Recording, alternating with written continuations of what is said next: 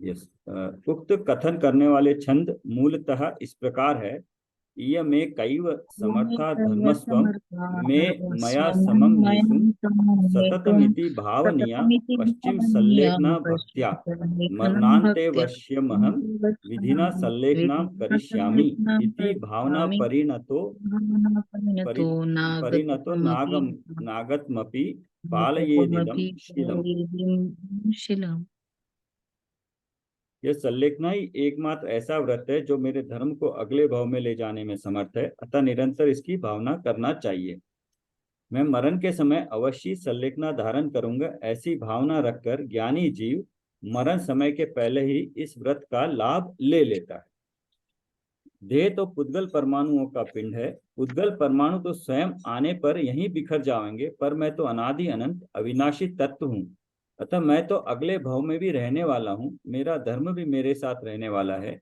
अतः हमें देह के बारे में, धन संपत्ति के बारे में न सोचकर अपने आत्म तत्व के बारे में सोचना चाहिए। अपने आत्म तत्व की संभाल में ही सावधान होना चाहिए।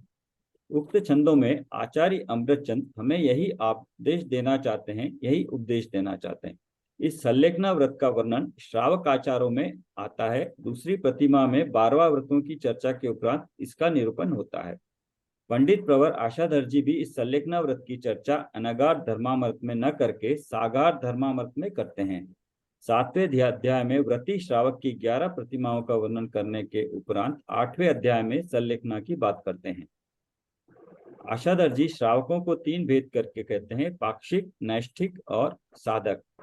जिसे जैन दर्शन का पक्ष है वह पाक्षिक श्रावक है, और जिसकी निष्ठा जैन दर्शन में वह नैष्ठिक श्रावक है। जैन दर्शन की साधना करने वाला श्रावक साधक श्रावक है। अव्रती सम्यक दृष्टि पाक्षिक श्रावक है, और 11 प्रतिमाओं को धारण करने वाला, उनका निष्ठापूर्वक पालन करने वाला नैष्ठिक श्रावक है।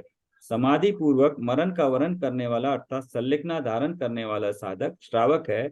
इस प्रकार यह सुनिश्चित ही है कि यह व्रत व्रती श्रावकों का व्रत है। क्लियर किया, यह व्रती श्रावकों का व्रत है। आचार्य समंत भद्र द्वारा रचित रत्नकरण श्रावकाचार के 6वें अध्याय में सल्लेखना की चर्चा करने के उपरांत 7वें अध्याय में 11 प्रतिमाओं की बात करते हैं। सब कुछ मिलाकर 11 प्रतिमाएं और उनमें समागत 12 व्रतों के इर्द गिर्द समाधि मरण सल्लेखना की चर्चा की जाती रही है। इससे भी यह सिद्ध होता है कि यह मुख्य रूप से पंचम गुणस्थान व्रती श्रावकों का व्रत है। पंचम गुणस्थान व्रती श्रावकों का व्रत है। साधु तो सदा समाधिस्थ ही रहते, उनका संपूर्ण जीवन समाधिमय है, और जिनका जीवन समाधिमय होता है उनका मरण भी नियम से समाधिमय होता ही है।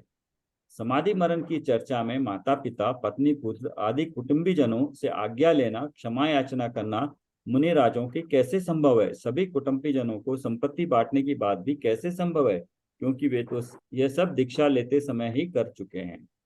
अव्रती के जब कोई व्रत नहीं है तो फिर यह व्रत भी मुख्य रूप से कैसे हो सकता है? सामान्य रूप से तो सभी ज्ञानी अज्ञानी मृत्यु समय सावधानी की अपेक्षा रखते ही हैं, और रखना भी चाहिए। आचार्य श्री अमित गति द्वारा रचित मरण कंडिका नामक ग्रंथ आचार्य शिवार्य नामक द्वारा प्राकृत भाषा में लिखी गई भगवती आराधना या मूल आराधना का संस्कृत रूपांतरण है। उसमें आचार्य देव ने 5 प्रकार के मरणों की चर्चा की है, जो इस प्रकार है: बाल बाल मरण, बाल पंडित मरण और पंडित पंडित मरण। मिथ्या दृष्टियों के मरण को बाल बाल मरण कहते हैं।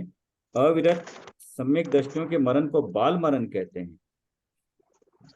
प्रतिमाधारियों और आर्जिकाओं के मरण को बाल पंडित मरण कहते हैं। मुनिराजों के मरण को पंडित मरण कहते हैं। अरिहंतों के निर्वाण को पंडित पंडित मरण कहते हैं।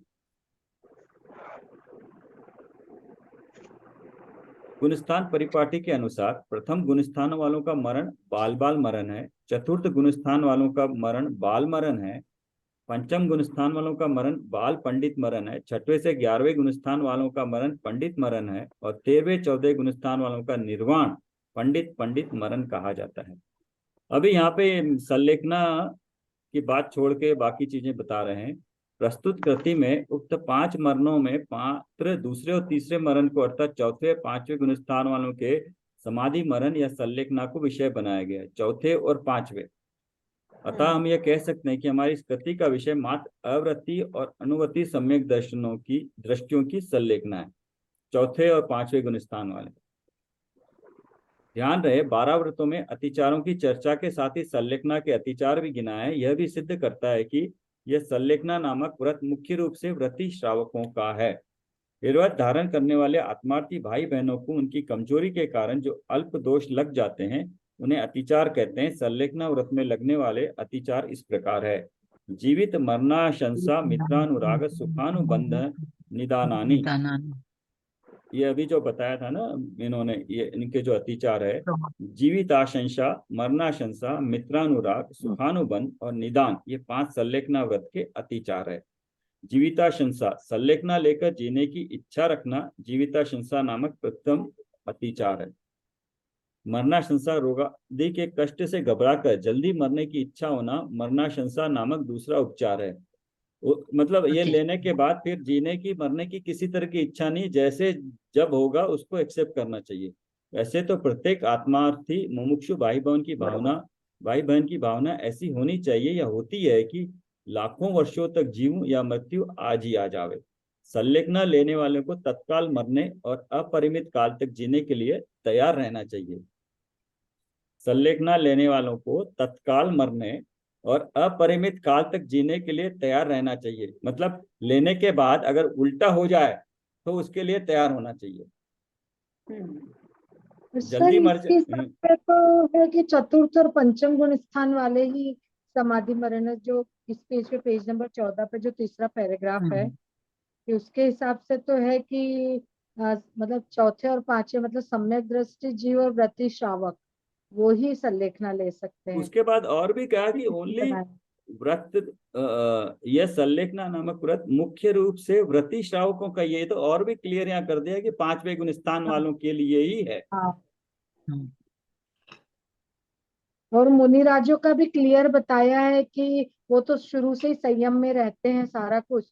ये जो यहाँ पर पीछे लिखा था कि फिर उनको क्या अनुराग और ये सब कुछ, तो मतलब चौथे और पांचवें गुणस्थान वालों की ही संलेखना, उसके पहले संलेखना क्या होगी फिर सर? वैसे इसके हिसाब से तो मतलब अपने आगम के अनुसार तो चौथे पांचवें गुणस्थान वालों को ही मतलब संलेखना होनी चाहिए। और उसके पहले का तो इन्होंने ये जो 5 तरह के मरण भी बताए हैं, तो फिर उसके पहले तो मतलब वो बाल मरण और यही हुआ ना, बाल मरण मुख्य दृष्टि। तो ये डाउट क्लियर हो गया ना, क्लियर कौन लिखा हुआ है करेगा। आगम में कि चौथे और पांचवें गुणस्थान में ही संलेखना मतलब लेनी।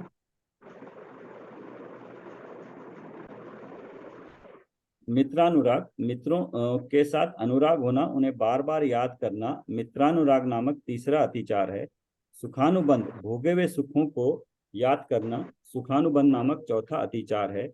आगे के भोगों की चाह होना, निदान नामक 5वां अतिचार है। ये संलेखना व्रत के 5 अतिचार है। इन्हें जानकर तत्व चिंतन के माध्यम से इनसे बचने का प्रयास करना चाहिए। ये संलेखना व्रत तो व्रतियों का है, ये सोचकर अव्रतियों को इससे विरक्त नहीं होना चाहिए। उन्हें अपनी शक्ति के अनुसार इसका पालन करना ही चाहिए। मृत्यु को बलात् आमंत्रण देने का नाम समाधि मरण नहीं है। धर्म पालन करने की दृष्टि से सर्वोत्तम मानव जीवन को यूं ही बलिदान कर देने का नाम धर्म नहीं है। धर्म तो स्वयं को जानना है, पहचानना है। स्वयं को जानकर पहचानकर स्वयं में अपनापन स्थापित करने का नाम है। स्वयं में ही समा जाने का नाम है। समाधिस्थ को ही हो जाने का नाम है। देहादि संयोगों से एकत्व ममत्व तोड़ने का नाम समाधि है। ध्यान रहे समाधि मरण में मरण मुख्य नहीं है, समाधि मुख्य है। समाधि की तो कोई बात ही नहीं करता, तभी मरण के बारे में ही सोचते हैं। समाधि मूलतः उपादेय है। जीवन में भी और मरण में भी एकमात्र समता भाव समाधि ही उपादेय है। मरण तो आपतित है, एक बार जीवन में आता ही है, चाहे सहज भाव से आए चाहे उपसर्ग आदि कारणों से आवे। बस उसे सहज भाव से स्वीकार करना है, उसमें हमें कुछ करना नहीं है, वह तो जीवन के समान ही सहज है। हमें जीने के लिए तो सदा तैयार हैं ही, हम मरने के लिए भी हमें सहज भाव से तैयार रहना है। अतिचारों की चर्चा में जीने की इच्छा के समान मरण की इच्छा को भी समाधि मरण का अतिचार कहा। हमारी भावना तो ऐसी होनी चाहिए कि लाखों वर्षों तक जीऊं चाहे मृत्यु आज ही आ जावे। जिससे बचाव संभव न हो, ऐसी मृत्यु का अवसर आ जाए तो बिना खेद के हुए उसे सहज भाव से स्वीकार कर लेना ही समाधि मरण है, सल्लेखना है। न तो मृत्यु को आमंत्रण देना ही समझदारी है और न आपतित मृत्यु से घबराना, हर स्थिति को सहज भाव से स्वीकार करना ही समाधि मरण है, सल्लेखना है। मरने से ज्यादा तो मरने का जो चिंता है वो ज्यादा कशाई होती है, उसमें ज्यादा कषाय होती है। मरण तो जब आना है सो आना ही है, होना है सो होना ही है, लेकिन उसके बारे में जो पूर्व में चिंता सताती है, वो जो कषाय भाव होता है, वो ज्यादा दुखदाई होता है मेरे ख्याल से। भाव मरण तो चल ही रहा है। हाँ, वही भाव में तो प्रति समय चल ही रहा होता है कि क्या होगा क्या होगा। एक और तो आप ये कहते हैं कि जब तक समागत बीमारी का इलाज संभव हो, आपत्ति का प्रतिकार संभव हो, तब तक समाधि मरण नहीं लेना चाहिए। पहले इलाज पर ध्यान दे, प्रतिकार पर ध्यान दे। जब स्थिति काबू के बाहर हो जाए और मरण अविसंभी हो दिखे, तब समाधि मरण व्रत लेना चाहिए। यह तो एक प्रकार से जीने की ही इच्छा हुई, प्रश्न किया है। इसी प्रकार जब मरण का ही व्रत ले लिया और क्रमशः भोजन आदि का त्याग करना भी आरंभ कर दिया, तो क्या मरण की भावना नहीं है? यदि है तो फिर आप जीने की इच्छा को और मरने की इच्छा को अतिचार क्यों कहते हैं? बहुत कुछ प्रयास करने के बाद जब आप इस निर्णय पर पहुंच गए कि अब बचना संभव नहीं है, तब तो आपने यह व्रत लिया है। और जब जीवन की चाह होगी तो चित्त विभक्त होगा। चित्त का विभक्त होना ठीक नहीं। विभक्त चित्त से किया गया कोई भी कार्य सफल नहीं होता। इसी प्रकार अत्यधिक पीड़ा के कारण जल्दी मृत्यु की कामना करना भी सहज जीवन और सहज मरण व्रत की सहज स्वीकृति नहीं है, अतः इन्हें अतिचार कहा है। ये अज्ञानी जगत स्त्री पुत्र माँ बाप भाई बहन आदि चेतन परिग्रह एवं रुपया पैसा मकान जायदाद आदि अचेतन परिग्रह तथा मुख्य रूप से शरीर को अपना माने बैठा है। उक्त संयोग में ही रचा पचा है, उन्हें जोड़ने और उनकी रक्षा करने में लगा है। यदि इनमें से एक व्यक्ति या एक वस्तु का वियोग हो जाता है तो भी यह आकुल व्याकुल हो जाता है। मरण तो समस्त चेतन अचेतन संयोगों के एक साथ वियोग का नाम है। अतः इस मरण का नाम सुनते ही अनंत आकुल व्याकुल हो जाना इस अज्ञानी जगत का सहज स्वरूप है। इस अज्ञानी जगत को मृत्यु में अपना सर्वनाश दिखाई देता है, इसलिए वह इसका नाम सुनते ही आकुल व्याकुल होने लगता है। इस अनित्य और अशरण जगत में इसे कोई शरण दिखाई नहीं देता, कोई ऐसा व्यक्ति दिखाई नहीं देता जो इसे मृत्यु से बचा ले।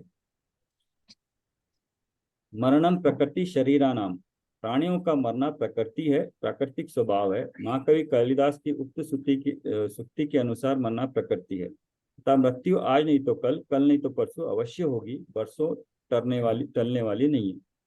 उक्त संयोगों में एकत्व के कारण, अपनेपन की मिथ्या मान्यता के कारण यह अज्ञानी जगत अनंत दुखी, और यदि अपनी यह मान्यता भविष्य में भी नहीं सुधारी तो अनंत काल तक दुखी ही रहेगा।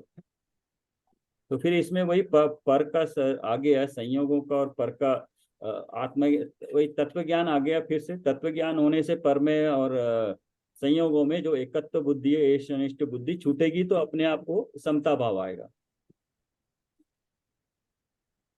संयोगों का वियोग रोकना तो संभव नहीं है, अतः एकमात्र यही उपाय शेष रहता है कि जगत में जो कुछ भी जिस समय हो रहा है हम उसके सहज ज्ञाता दृष्टा रहें। न यह चाहे कि मैं न मरूं, कभी न मरूं, और न यह चाहे कि मैं शीघ्र ही मर जाऊं। अनंत सुख देने वाली सच्ची मान्यता यही है कि यदि मृत्यु का अवसर आ गया है तो मरने के लिए तैयार, और जीवित रहने की सहज अनुकूलता हो तो जीने के लिए तैयार। इसी का नाम समाधि मरण है। इस समाधि मरण में न जीने की चाह है और न मरने की चाह है। सभी जीव जीना चाहते हैं, मरना तो कोई नहीं चाहता। फिर भी आप कहते हैं कि मरने की इच्छा नहीं करना, शीघ्र मरने की इच्छा नहीं करना। मरने की इच्छा क्यों नहीं करना? मरने के लिए ही तो समाधि मरण लिया है। मरने के लिए समाधि मरण नहीं लिया जाता, मरने से तो बचने के उपाय किए जाते हैं। जब जीने का कोई उपाय नहीं बचता है तब समाधि मरण लिया जाता है। जब समाधि मरण ले ही लिया हो तो फिर जीने की आकांक्षा उचित नहीं है, आकुलता का ही कारण है। इसलिए लिखा है कि जीने की इच्छा भी नहीं रखनी। बहुत कष्ट होने पर कभी कभी शीघ्र मर जाने का भाव होता है। बहुत से लोगों को यह कहते आपने सुना होगा कि बहुत कष्ट है, जल्दी मौत आ जाए तो अच्छा है। जगत के सहज परिणमन को सहज ही होने देना श्रेष्ठ है। उसमें कुछ फेरफार तो हम कर ही नहीं सकते, फेरफार करने की भावना भी नहीं रखना चाहिए, यहाँ तो यह कहा जा रहा है। ज्ञानी जीवों का तो जीवन भी समाधिमय होता है, मरण भी समाधिमय, वह तो श्रद्धा की अपेक्षा सदा समाधिमय ही होता है। समाधि मरण मरने का व्रत नहीं है। आयु के अंत में जब सहज भाव से मृत्यु नजदीक हो, अत्यंत नजदीक हो, तो शांति से मरण को स्वीकार करना समाधि मरण है। ये बड़ा भाव, मेन भाव ये आएगा समाधि मरण का ना। हाँ, आयु के अंत में जब सहज भाव से मृत्यु नजदीक हो, अत्यंत नजदीक हो, तो शांति से मरण को स्वीकार करना समाधि मरण है। समाधि। ध्यान रहे, जो अनिवार्य है उसी को सहज भाव से स्वीकार किया जाता है समाधि मरण में। यह न जीने का व्रत है और न मरने का व्रत है, यह तो सहज भाव से जो हो रहा है उसे ही सहज भाव से स्वीकार करने का व्रत है। समाधि मरण और संलेखना पर लिखने वाले मनुष्यों ने आरंभ में समाधि मरण और संलेखना का स्वरूप स्पष्ट करने के उपरांत संलेखना धारण करने वाले को या स्वयं के मन को यह समझाने का प्रयास किया है कि मृत्यु से डरो मत। यह मृत्यु तो तुम्हें तन रूपी कारागृह जेल से छुड़ाने वाली है। यदि मृत्यु न होती तो तुम्हें इस सड़े गले शरीर से कौन छुड़ाता। पंडित टोडरमल जी के सुपुत्र गुमानी राम जी वैराग्य रस से ओतप्रोत एवं अध्यात्म रस के रसिया विद्वान थे। उन्होंने तत्कालीन गद्य में समाधि मरण का स्वरूप लिखा है, वह मूलतः स्वाध्याय करने योग्य है। समाधि के इच्छुक मनुष्यों को उसका स्वाध्याय अवश्य करना चाहिए। उसमें उन्होंने ये सब लिखा है कि स्वयं को तथा माता पिता पत्नी पुत्र आदि को क्या समझाना चाहिए, कैसे समझाना चाहिए। इसमें आचार्य कुंद कुंद के प्रवचन सार की चरणानुयोग सूचक चूलिका की शैली की झलक दिखाई देती है। प्रवचन सार और उसकी तत्व प्रदीपिका टीका में दीक्षा लेने के लिए तैयार व्यक्ति अपने परिजन और पुरजनों को किस प्रकार समझावे, इसका नमूना दिया है, जो इस प्रकार है। वह बंधु वर्ग से इस प्रकार पूछता है, विदा लेता है कि अहो, इस पुरुष के शरीर के बंधु वर्ग में प्रवर्तमान आत्माओं, इस पुरुष का आत्मा किंचित मात्र भी तुम्हारा नहीं है, इस प्रकार तुम निश्चय से जानो। इसलिए मैं तुमसे विदा लेता हूं। जिसे ज्ञान ज्योति प्रकट हो गई है, ऐसा ही आत्मा आज अपने आत्मानुरूपी अनादि बंधु के पास जा रहा है। ये कुछ उन्होंने उसमें भी लिखा है, आपने पढ़ा होगा कि जो दीक्षा लेने जाते हैं भरत जी वगैरह, वो किस तरह से अपने माता परिजनों से कैसे लेते हैं, वो भी इसी तरह का वो उद्बोधन करते हैं। सेम इसी तरह का उसमें भी आता है। ये यहाँ पढ़े आगे या 9:15 हो गए?